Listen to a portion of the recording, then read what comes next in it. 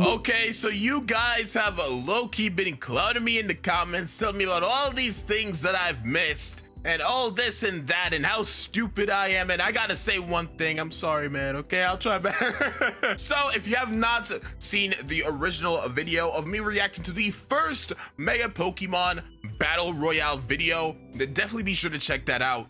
But during that, there were a couple of things I missed. There are some Pokédex entries that I do want a bit more explanations for, to see why some of the things that happened did happen. So in this video, we're going to be reacting once again to another video related to this, and it is Loxton's explanation of the Mega Pokemon Battle Royale. If you don't know, Loxton is the guy that pretty much goes and helps the most when it comes to, at least I'm pretty sure, as I've been told, he is the guy that helps, you know, with the concepts of some of these Pokemon and how they end up fighting due to their Pokédex entries. So in this video, I'm going to be reacting to that video. It's about 20 minutes long. So get your popcorn, get your Twizzlers, get your Sprite soda with ice and a straw. Anyways, before we really start the video, be sure to like and subscribe, and commenting helps me out a lot with the algorithm. So thank you guys so much. The last video did really well as well. So thank you guys so much for all the support lately.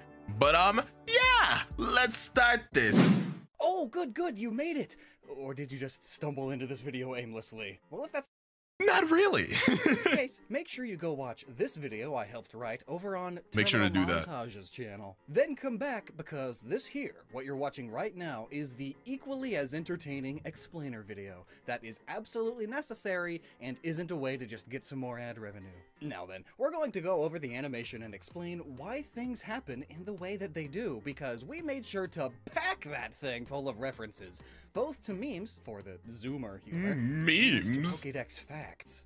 That's right, we read a load of it's Pokédex entries him! and such to try and determine which Mega Pokemon would most likely win a sort of Battle Royale, since those are still somehow all the rage these days, even though it's been like kinda 14 days. Yeah, they're dropping in popularity a bit.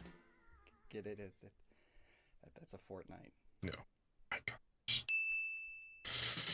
The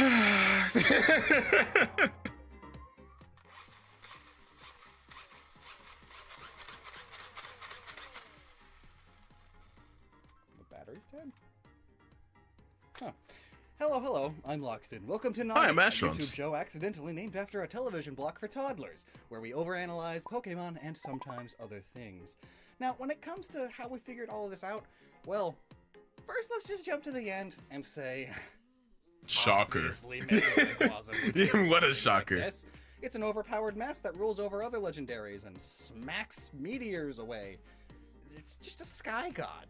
It's no joke.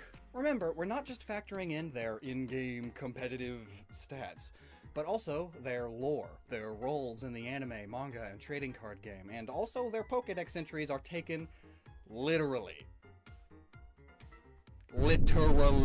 So clearly, in order to have a fun-filled animation, we needed Rayquaza and the other Mega Legendaries to be distracted for a while. Yeah, Hence well, a tea party with a meteor cake, because which is something that definitely was understandable for me. I think that this whole thing would have been really boring if they just layered Mega Mewtwo and Rayquaza there at the start. That was a very smart idea to, you know, just fill in some time, yes, but also get us to actually see the Pokemon instead of Rayquaza just coming in going and everything just dies. You know what I'm saying? everything is cake. Remember that one? No. Speaking of, let's start at the beginning now. First reference goes to Absol again, who can sense coming danger, and oh no, here comes a meteor filled with Megastones. So long story short, Megastones were created when AZ fired the ultimate weapon 3,000 years ago, using the infinity energy of countless Pokemon. Some of that energy crystallized into the Megastones. Theoretically, while that blast was up in space, because it did the whole, like, arc thing, it charged up a group of orbiting meteors, filling them with the same energy, which led to the meteor that crashed in Hoenn a few thousand years ago, and again 1,000 years ago, because meteor showers and all that, there's several of them. It gave off the same rainbow energy, leading eventually to all of the Megas in Omega Ruby and Alpha Sapphire. So, here is a Megastone-filled meteor being stopped. You guys cannot tell me that like backstory and lore for Megas is not amazing. Like low-key Z Crystals and Dynamax. I mean, Dynamax still has more potential to get real good lore explanation because at the moment it's kind of a little bit untapped, I'd say, but that's an amazing, especially the way he showed, like he explains it. That is an amazing concept. I love Mega Evolution so much, and it makes sense. Like that's why I will say till the end of time that we need to get a game where we could play it. Maybe not as AZ, but during the time of AZ, because I want to see that happen. Massacre of multiple Pokemon innocently. Saved the day from both meteors and Mega Rainbow magic before. Also, the only reason Rayquaza is able to evolve in the games at all is because it actually ate its Mega Stone and incorporated it throughout its body. So this also explains that. Yo, can I have my Pokemon eat Mega Stones? Mon start to Mega Evolve as the crystals go boo boo boo boo, leading to Truly. abominations such as this thing. Normally, Mega Evolution takes a strong bond with a trainer that has a keystone, but to shorten and simplify the animation for poor Jeremy, we took the creative liberty of just ignoring that. But we didn't that makes ignore sense. Mega Evolution is an extremely painful process for most Mega Pokemon. Take Definitely explain that. Dexter's time. Mega Evolution is a burden on its body, so it's incredibly irritated. Its excess of power is causing it pain. Its sharp, rocky bones are popping out of its skin. That's messed. Mega Salamence has been dubbed the blood-soaked crescent, and the stress of its two proud wings becoming misshapen and stuck together because of strong energy makes it go on a rampage. I think he's chilling, to be honest. Stressed out eyes. Latios and Latios look the same. kind of just become the same thing. So, Spider-Man. Yeah. Mega Evolution actually breaks Gladeely's jaw.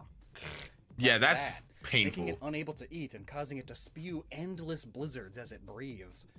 Garchomp's blades and wings actually melt. Pinsir. Yeah, when you really think about it, like we be English?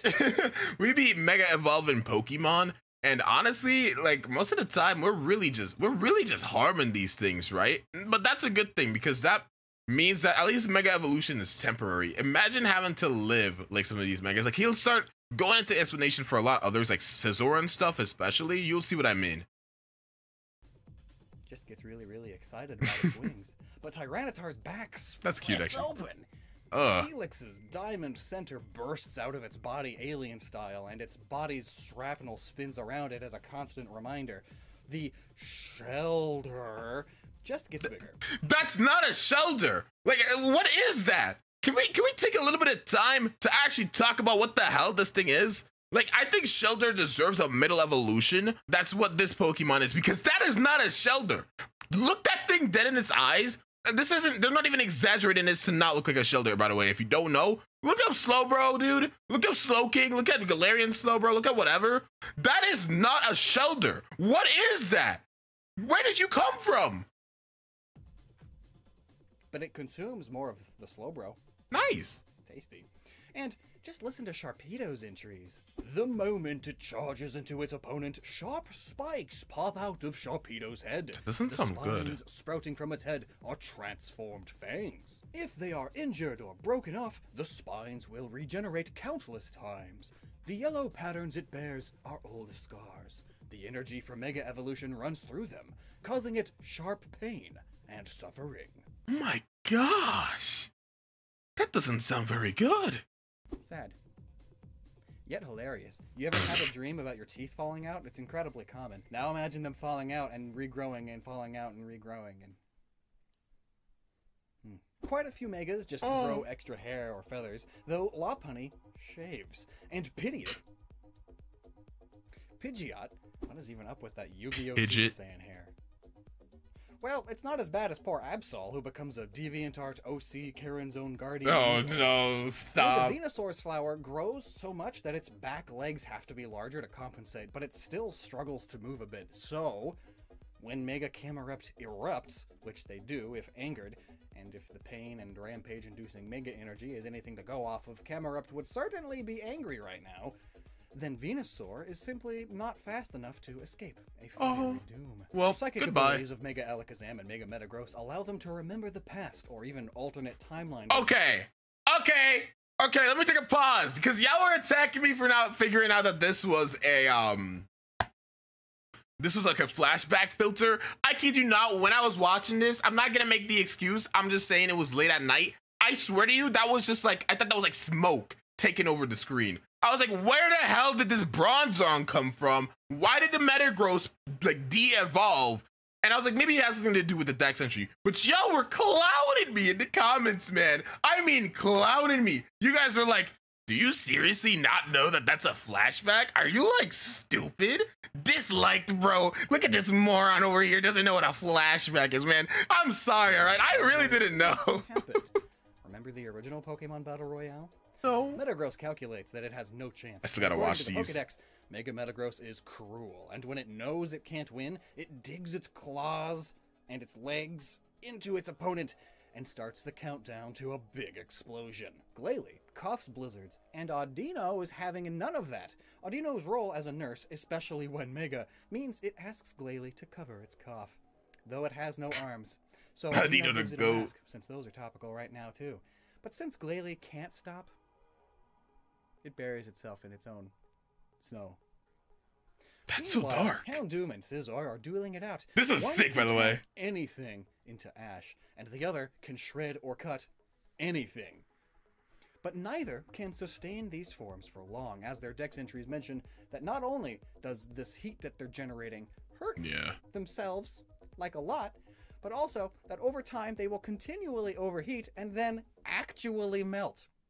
Like it's a dog, but its whole body melts. That's like disgusting. Also, a note, being Mega doesn't really help Obama Snow. Oh. I said Obama Snow, didn't I? Obama. Mega Evolution does not really help Obama Snow at all. It's still the Pokemon with the worst type combination, and it's still widely considered to be the competitively worst Mega out of all of them, which is why it does. That's wrong. Actually, the worst one is Mega Audino. Why am I nitpicking? But actually, Mega Obama Snow, honestly, people, it gets a bad rep. It has its own niche. Like, I've seen people use it in OU and get like really high top rankings with it. You have to really know how to use it though. It gets some solid coverage, even though its typing is terrible, but it's definitely not the worst competitive Mega. I definitely don't think so at all. Does nothing but die horribly at the hands look how cute it is of Mega Salamence, who, when Mega, slices things in two with its blood-soaked wings. Other fast flyers give— Dude, Mega Salamence is low-key just a demonic murderer. Holy crap. Chase, as Manectric runs away as fast as it can, as a bolt of lightning, as the Pokedex says that it runs just as fast as one, and that it has too much electricity for it to fully control. So it has no choice. I'm actually gonna be completely honest. I forgot about Mega Manectric. When I was watching this, I didn't even notice it. Like, I literally didn't even notice it. For some reason, I kind of thought it was a Regieleki, and I just didn't really pay it any mind. So that's my bad. Go. Now, the plus side of being more eaten by Shellder is that now Slowbro has an iron defense, and a little motivation to boot. The Shellder converts into impregnable armor, though there is virtually no change in Slowpoke. So the fighting types punch all they want. They can't get through that armor. He's chilling. Does have cool JoJo arms now, though. That's nifty. But what happens when an unmovable object meets an unstoppable force? Well, I guess it's not really unmovable because it gets uppercutted, launched into the sky, but well, they both fall and meet their doom. A knocked over Salamence can't get back up as its legs are tucked away into its body. Nerd. With virtually no change in Slowpoke, it has a massive weak spot. Also, the only thing Mega Blastoise's Pokedex mentions is that it's as powerful as a tank gun, and its body is able to withstand that. So, the tank scene. Also, Blastoise still shoots water out of its forehead because Game Freak lacked detailed graphical ambition. Moving over, Mega Gyarados' brain has no other function except its destructive instinct to burn everything to cinders. Nice guy. It's even unfazed by Sharpedo's funny teeth attack. And Mudkip 4 is ripped now. Mudkip 4. Mega Sceptile can detach its tail now, like many other lizards, only this tail is, in essence, a grassy ICBM. And it gets launched as such. But once this happens,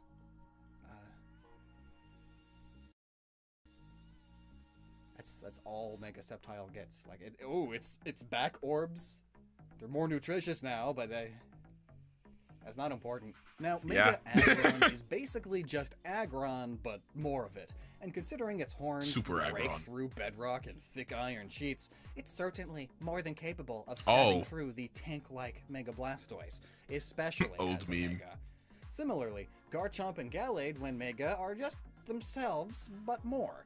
Sharper blades, stronger... Man, I don't know if I did this in the original video. I probably did, but I'll keep saying this. I even made a video centered around Mega Gallade, but Mega Gallade has to be like the coolest Mega evolution. Why does it look so cool? Can we please get a Mega Gallade buff, dude? This one looks so sick. Garchomp is more vicious, so Gallade is even more all about protecting others, like the Gardevoir, with their whole prince and princess motif. The interesting tidbit here is that Gallade's pink horn in its chest becomes its blades, so they're even stronger now. But that doesn't matter to make a Gardevoir, who don't need no man, and still creates small black holes. But Mega Gengar, still loving to come out of the darkest shadows and darkest corners of rooms, would love to come out of the darkest possible thing, right? A black hole, which it can ignore the gravitational effects of because it's a ghost. And on top of that, it's only partially in this dimension now. Mega Evolution has also granted it the ability to freely travel dimensions, and now it also tries to take the lives of anyone and everyone. I think Mega Gengar's a nice guy, to be honest. He's just relaxing. Having a good time with his friends. So anyway, it started kidnapping. Mega Kangaskhan is a bit like Mega Slowbro in that its accessory takes all the Mega power, in this case, the baby she carries. It's walking around on its own now, and as any parent knows, a freely walking toddler is a recipe for disaster. And without its baby, what is even the point of Mega Kangaskhan? That's why she's so distraught at the loss of her baby to a floating Ghostbusters 2 reference. Despite its dimension hopping, Gengar is still being watched. Mega Evolution. That Ghostbusters 2 reference is another thing I got clowned about. Y'all are ruthless, low-key. Y'all be attacking me over everything. But yeah, I didn't know it was a Ghostbusters 2 reference because I haven't watched Ghostbusters. And now because I said that, my viewer attention span has dropped by 50% and I've lost 50 subscribers. Evolution gives Alakazam the ability to foresee all things, being all possibilities, so all dimensions, and it can see its opponent's every move. So, it anticipates where Gengar will appear next and strikes that spot before it can react. But during the chaos that is the Battle Royale, one of Mega Lucario's dreads accidentally bumps into Mega Alakazam and basically destroys it. According to the Pokédex, its power has been entirely converted into psychic energy, and it has lost all strength in its muscles.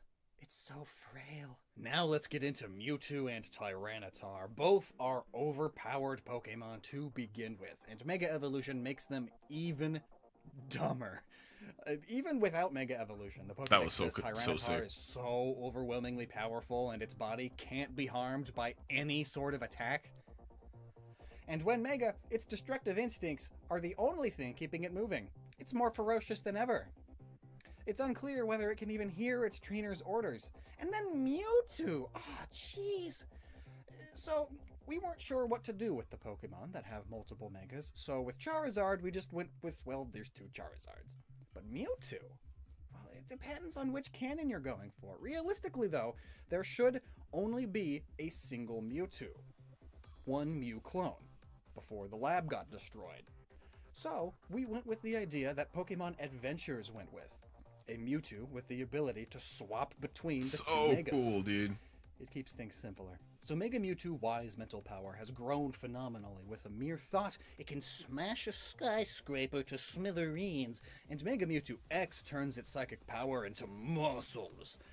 It has a grip strength of 1 ton and can sprint 100 meters in 2 seconds. Oh my gosh. So we pitted these 2 overpowered Pokemon together, as they would assuredly notice each other and challenge one another. All the while, Audino and the equally caring Diancie have been... Diancie, he said it like Beyonce. And Diancie eventually launches her ultimate attack. It creates diamonds by compressing dust in the air. And as a Mega, this power is even more powerful, as seen in the Diancie movie. So, it does that big ultimate attack that it did in the movie. But Diancie's attack doesn't really do anything because it's against an Aggron and a Tyranitar, who are now sumoing into each other, and Mewtwo is stuck in there. That's a lot of damage. That's a lot of damage. But oh, That's a lot of damage. here comes Mega Heracross to do the Look at only him! thing it is good for. The Dex entry says it can grip things with its 2 horns and lift 500 times its own body weight. That's 69,000 pounds. Nice. But that's stupid. Nice. But also, while Tyranitar is immune to all attacks, besides maybe that split hole that it has in its back now, it still needs to breathe. So being thrown into space would surely defeat it, and others. And that whole explosion and the smashing and the flinging, that would be just enough damage for the whole group of them, you two included, to be taken. And just so you know, we did some using plenty of rounding and assumptions and hand waving, but considering that the way Mega Heracross lifts things means it's lifting from the end of a 1 meter-ish lever arm. And with this lovely equation, we know that yes, Heracross very well could throw them into the upper atmosphere. And then consider that explosions that normally send people back maybe 10 feet very frequently launch Team Rocket over the horizon. So yes, Heracross could definitely launch them into space in the Pokemon world if we take its Pokedex entry literally. And yes, Mewtwo survives in space all the time, but not typically when among an explosion of the most powerful Megas right after being crushed between them at that. Some of the most powerful Megas, clearly they're not the most powerful. But back to Deontay, its ultimate attack would certainly catch the attention of Sableye, who would have survived up until this point thanks to its really good defense. Sableye already hunt and eat Carbink. Oh my gosh, I didn't know about that. What the hell? We're just gonna say this casually? This thing just goes around just eating these baby crystals? I guess it doesn't really matter, but damn, that's actually kind of dark. I guess a lot of Pokemon do have dark entries though, so I shouldn't be surprised. Essentially the queen of Carbink. It even mentions that it's a mutated Carbink. Whole buffet right here. Gotta get a piece of that.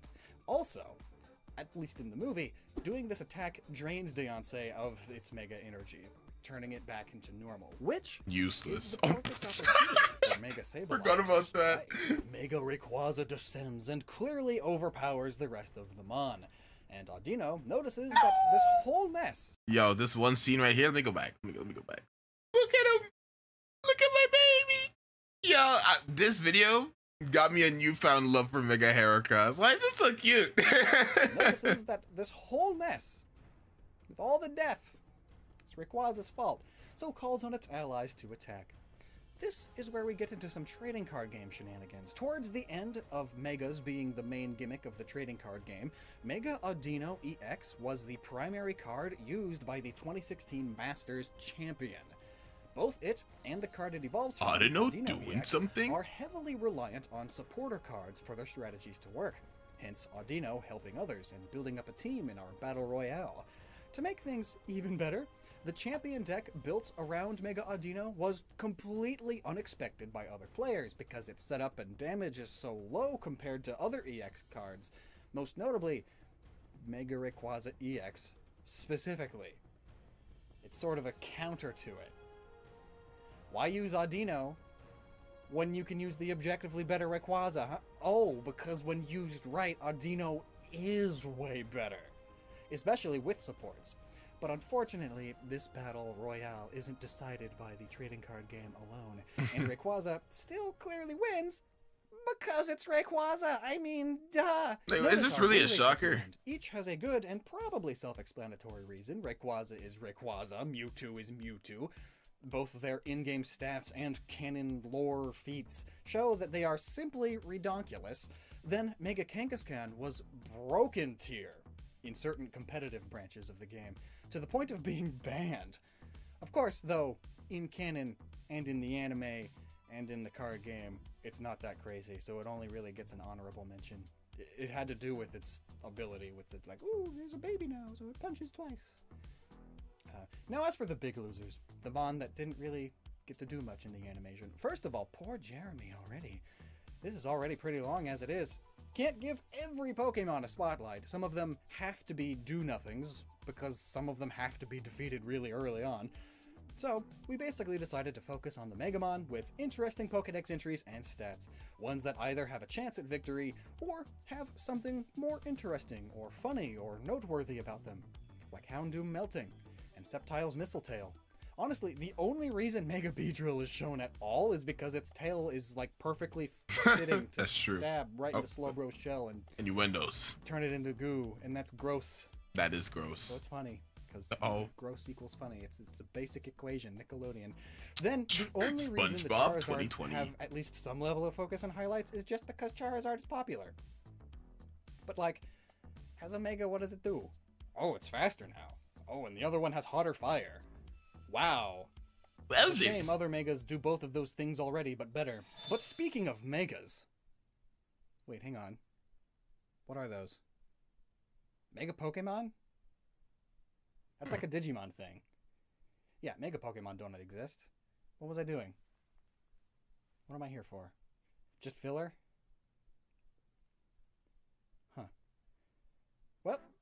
Never stop using your noggin. And if you somehow missed the other collabs we've done, check these all out too. All Pokemon, all legendary Pokemon, baby Pokemon. And now...